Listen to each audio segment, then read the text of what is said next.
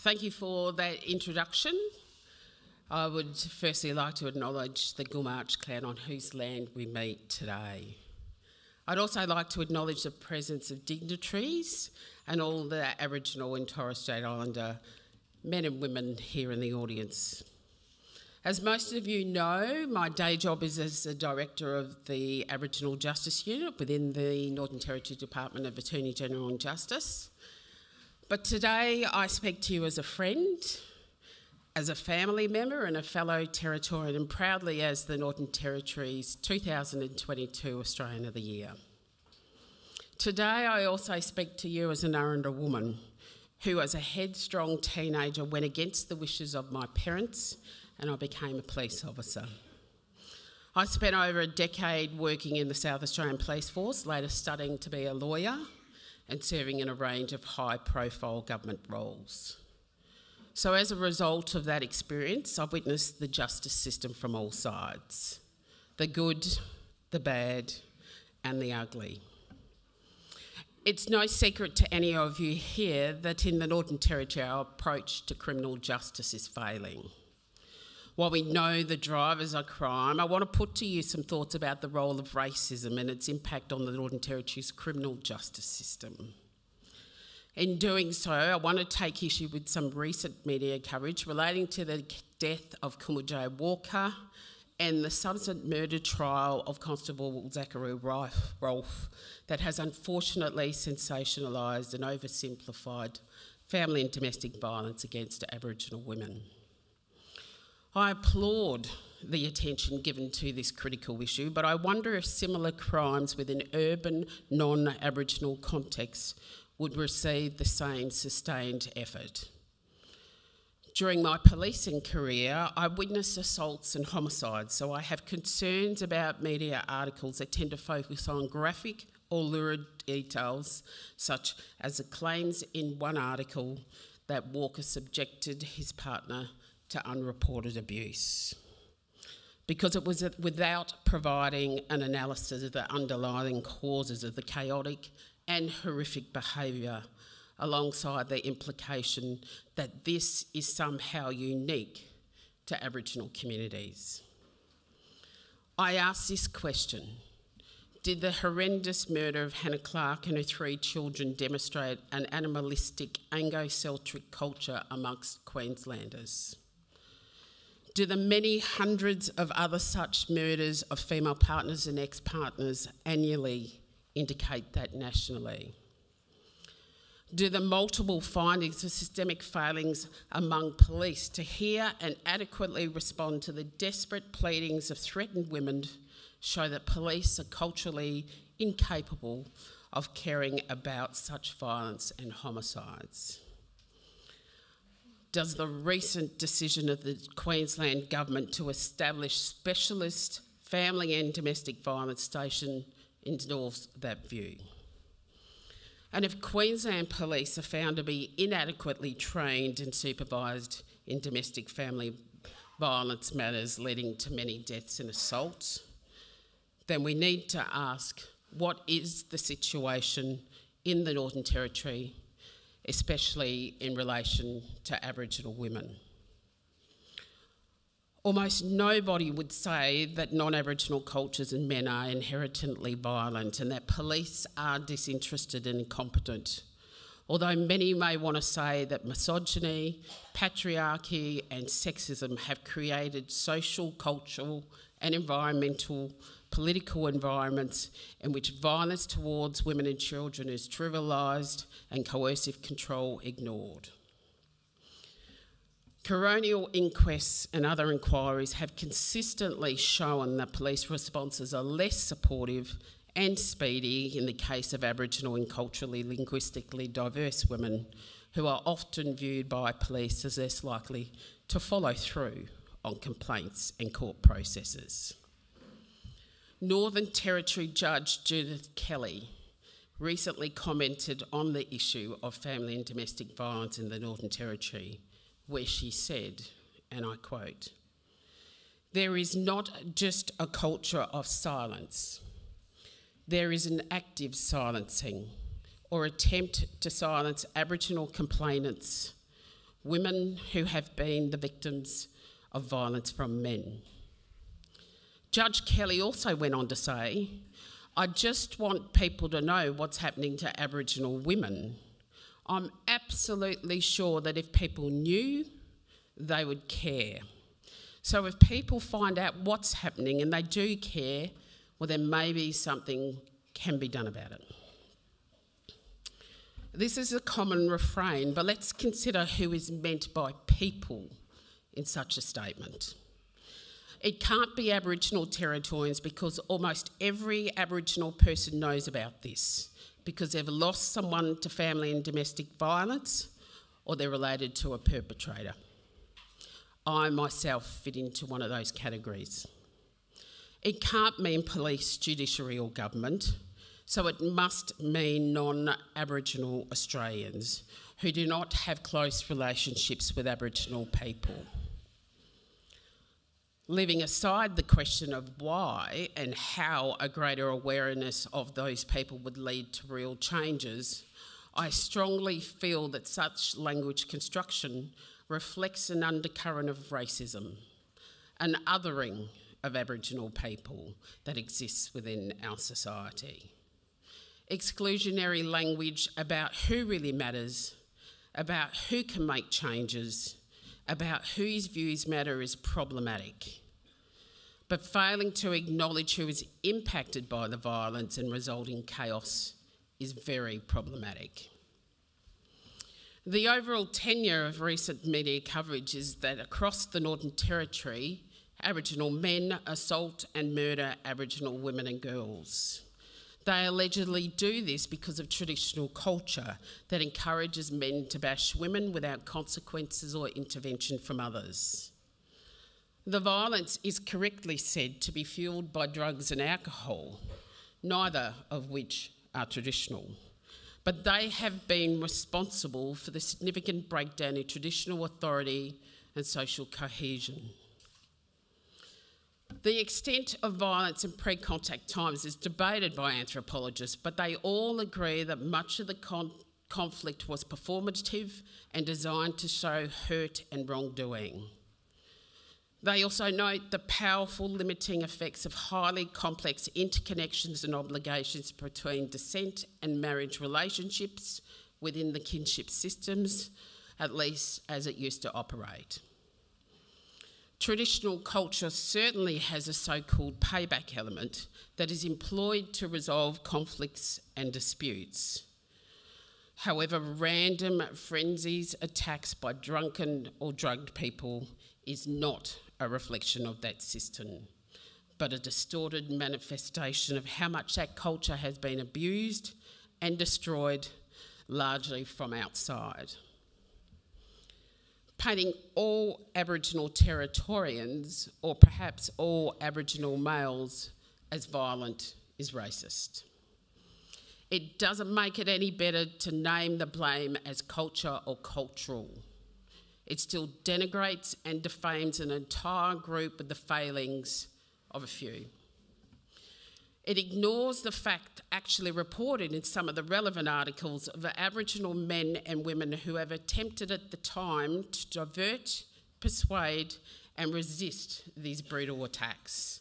Yet the narrative talks of a culture, not just of silence, but of actively silencing the victims and those women who are usually powerless to help themselves. This deficit discourse of dysfunctional and helplessness of Aboriginal people has been used for decades to justify authoritarian and racist controls by authorities, most deplorably in the NT intervention. It completely ignores the daily attempts, mostly by older women, to intervene and protect other women and children and to combat alcohol abuse. It ignores the work of groups like the Narrajara, Pidginjara, Yunganjara Women's Council, the Tunganjira Women's Family Safety Group, the Northern Australian Aboriginal Family Violence Legal Service, NTCOS and more. It ignores the men who stand up against this violence, who work on aggression and family violence, like the Jali Wanti program from the Central Australian Aboriginal Congress. everyone agrees that alcohol fuels the rage that is behind the horrendous acts of violence that we are talking about. The Northern Territory Government says actions against family and domestic violence must rest on partnerships of mutual respect with Aboriginal communities. My own consultations with more than 120 communities across the Territory confirms this. Mutual respect goes hand in hand with open communication and collaboration, and it must be the bedrock of an effective response to violence. And it must include decisions on community grog bans. We have a lot to learn from those consultations, and we have a long way to go up the road to genuine sustained commitment, where we engage with Aboriginal people with the spirit of nothing about us without us. But what actually has changed to increase domestic and family violence, apart from the rivers of grog and gunja? Government has cited intergenerational trauma, which is true. But what does that trauma involve, and what has it caused over the decades in the Northern Territory? Well, what has changed is colonialism and the dispossession of Aboriginal people and their smashing of their laws and authority structures. What has changed is the transfer of virtually all autonomy and decision-making to non-Aboriginal people, structures and processes. What has changed is the displacement of most Aboriginal people from the traditional homelands and the being herded together on missions and government stations to form fraught communities like Wadeye and Yundamu. What has changed is the loss of both traditional ways to support your family and contemporary ways like employment for many Aboriginal men. This was not the case when men like my grandfather and father were growing up, and when most of the construction, maintenance and services, such as they were delivered by local Aboriginal men and women. But with new leadership and a new national government, there are huge opportunities for the government to empower a community-led response, both through policy and through the buying power of government. But I worry that some are overlooking the role of racism in the truly catastrophic epidemic of intimate partner violence in the Northern Territory. To quote Judge Kelly again, she reportedly said that claims of racism in the justice system were, I quote, very unhelpful and false. She said it's not racism that's doing any of these things, it's the violence of the men against the women. She added, it's simplistic and it trivialises real racism, which is quite a poisonous attitude of mind. Well, Judge Kelly and others, I'm here to tell you that real racism includes racism in all its forms, especially systemic racism that operates within the architecture of society. Racism works 24/7 to reproduce racial inequalities regardless of the deliberate intentions of those who work for the state apparatus. It is not limited to poisonous attitudes and violent or abusive behaviours because it includes laws that impact overwhelmingly against some groups rather than others. It includes laws and procedures that make it extremely unlikely for Aboriginal people to serve on juries of offenders who are mostly Aboriginal. I ask this question: what does that mean for judgment by one's peers? Well, what I can tell you is that Aboriginal youth and adults are vastly less likely to be bailed under current NT provisions. It means that at least 87% of those subjected to paperless arrests are Aboriginal. It means that Aboriginal Territorians are impacted in their daily lives in ways that create the catastrophic precursors of offending, such as unemployment, homelessness, alcohol and drug dependence, poor physical and mental health, and so on. So it is simply absurd to deny to deny the role of racism in Northern Territory society generally and in the criminal justice system specifically. Judge Kelly correctly calls for the tackling of the causes of crime such as disadvantage, and we completely agree. But genuinely tackling those causes requires naming racism in all its forms and working to eliminate them as foreshadowed in the NT Aboriginal Justice Agreement. Chief Minister Natasha Fyles states that, and I quote, "Domestic, family and sexual violence affects the whole community.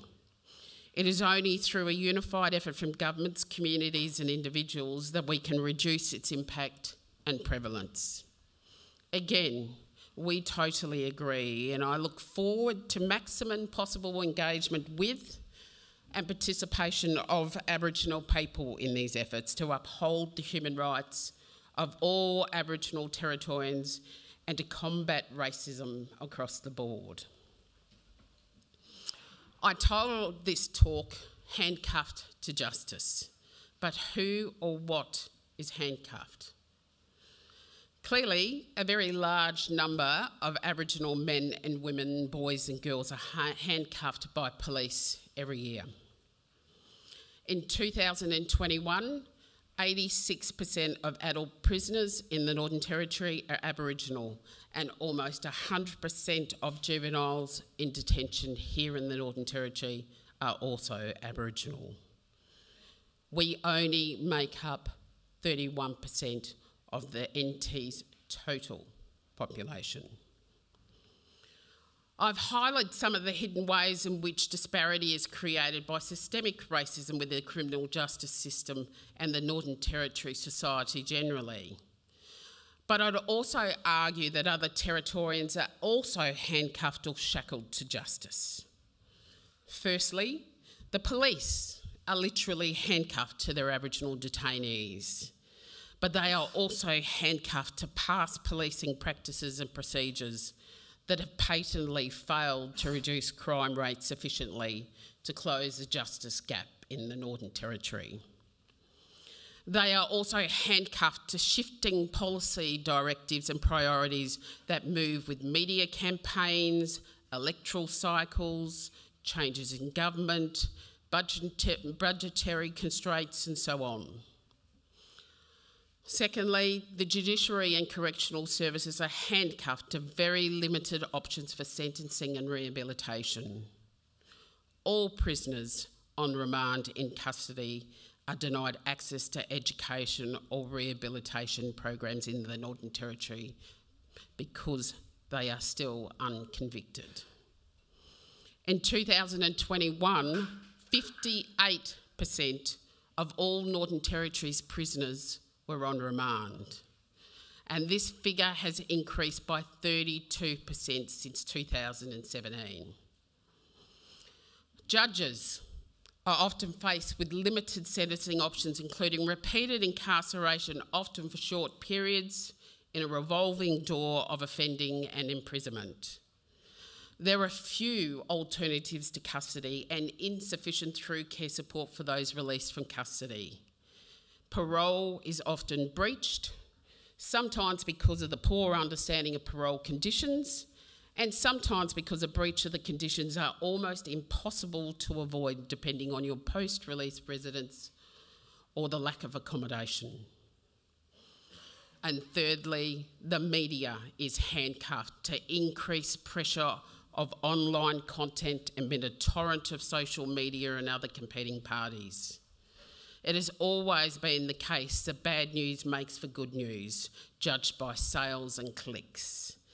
But even more so today, as viewers and readers are increasingly numb to shock. The temptation for even more sensational details about horrific acts or accidents is also ever so present, even when it's justified as a public's right to know. And finally, governments of all persuasions are handcuffed to public opinion, fanned by vigilante groups, the media, and a misguided and outdated addition to the tough on crime narrative which resonates with the community especially around election time. What we know about the Northern Territory community is that they want real solutions to work to combat crime. They want us to work hand in hand together for a better, safer and fairer Northern Territory. And I invite all of those who can impact the public narrative of decisions in government here today to take a close look at the Northern Territory's Aboriginal Justice Agreement and its potential to start turning the table upside down here in the Northern Territory.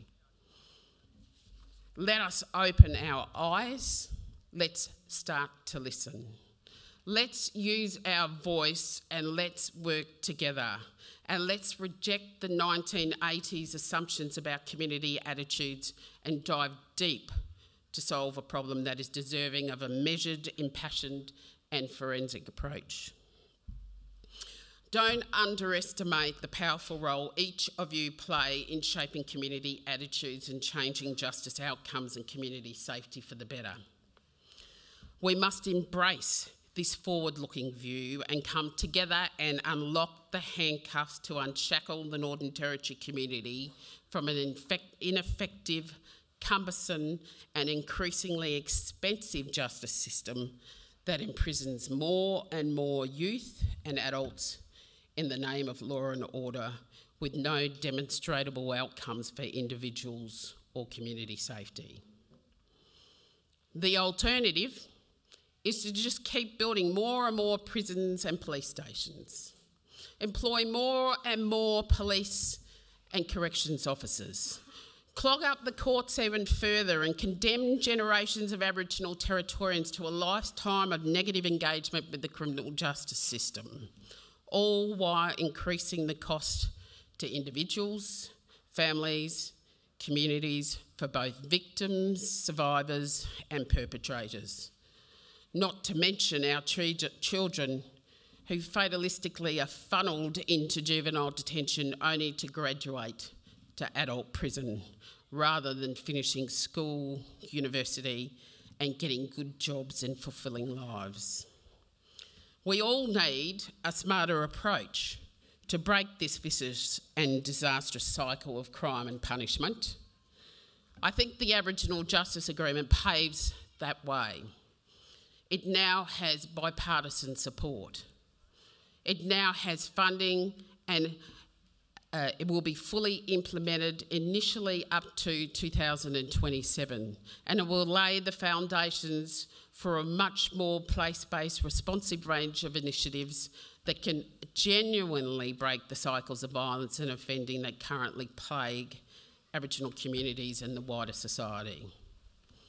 The agreement will engage and support local Aboriginal leadership, including the rollout of community law-based justice groups to assist community courts and the police and judiciary in the conduct of justice matters.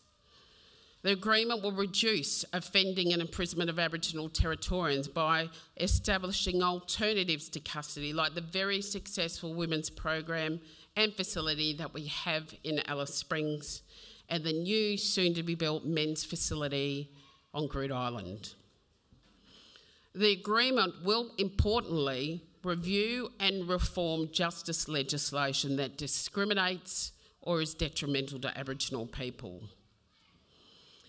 And finally, the agreement will identify and eliminate systemic racism in government agencies and contracted service providers that directly or indirectly impact and discriminate against Aboriginal Territorians engaged in the justice system.